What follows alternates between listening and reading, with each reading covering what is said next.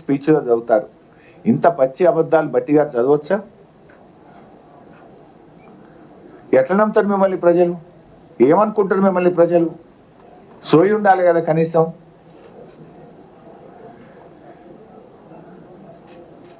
ఇవాళ కరెంటు విషయంలో వీళ్ళట కరెంటు తెచ్చిరట. గతంలో తెలంగాణ చీకట్ల మగ్గిందట, వీళ్ళు వెలుగులో తీసుకుపోయిందట. అరే చీకట్ల మగ్గింది కాంగ్రెస్ పాలనలో. నీ పాలనలో పారిశ్రామికవేత్తలు ఇందిరా పార్క్ దగ్గర ధర్నా చేసిండ్రు.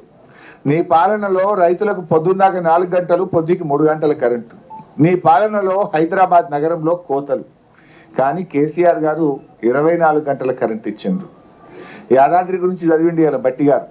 యాదాద్రి థర్మల్ పవర్ ప్లాంట్ లో 3వ యూనిట్ కూడా పని ప్రారంభించింది. ఇది మన రాష్ట్రానికి గర్వకారణము అన్నారు. ఎవరు స్టార్ట్ చేసింది యాదాద్రి? ఆనాడు మేము యాదాద్రి కడుతుంటే కోమటిరెడ్డి వెంకటరెడ్డి ఏమన్నాడు? మేము రాగానే యాదాద్రిని మూసేస్తామన్నాడు. ఇలా బట్టి అంటుండు యాదాద్రి తెలంగాణ జాతికి గర్వకారణము అంటుండు. That is the vision of KCR. ఇలా బీఆర్ఎస్ యొక్క వెలుగులను తమ గొప్పలుగా చెప్పుకోవడం కాంగ్రెస్ పార్టీ సిగ్గుచేటు. ఎవరు పెట్టిండ్రు యాదాద్రి? 99% పని మేం కదా చేసింది. మీరు స్విచ్ కట్టుకోతుడు తప్ప మీరు చేసిండ్రా? ఆనాడు మేము యాదాద్రి పెడితే దాన్ని మూసేస్తాము, అది దండగా, ఇది పెట్టద్దని మాట్లాడిన మీరు ఇవాళ బడ్జెట్ స్పీచ్లో అదేదో తమ ఘనతగా ఇవాళ చెప్పుకునేటువంటి ప్రయత్నం చేస్తున్నారు. ఇవాళ మీ బడ్జెట్ స్పీచే చెప్పింది ఆ యాదాద్రి థర్మల్ పవర్ ప్లాంటే ఈ రాష్ట్రానికి దిక్కైందని నీ ప్రసంగమే చెప్పింది. అంటే అది బీఆర్ఎస్ గొప్పతనాన్ని చెప్పకనే చెప్పినావు నువ్వు.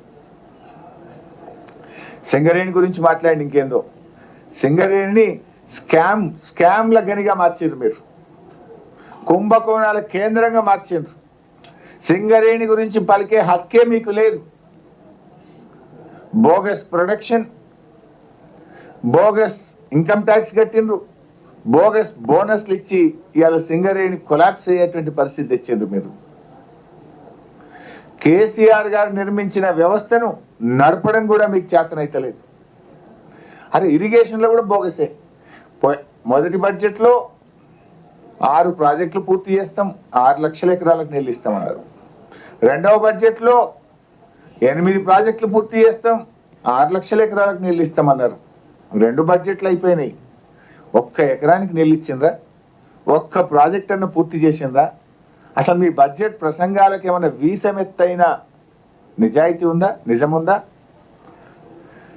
మరి ఎన్ని ప్రాజెక్టులు పూర్తయినాయి చెప్పండి? 12 లక్షల ఎకరాలకు నీళ్ళు ఇస్తామని చెప్పి ఎక్కడైనా నీళ్ళు ఇచ్చిండ్రా మీరు? అంటే సాగునీటి రంగాన్ని ఈ ప్రభుత్వం తీవ్రంగా నిర్లక్ష్యం చేసింది.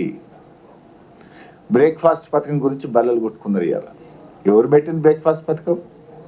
బీఆర్ఎస్ ప్రభుత్వమే ఈ బ్రేక్ఫాస్ట్ పథకాన్ని ప్రారంభించింది.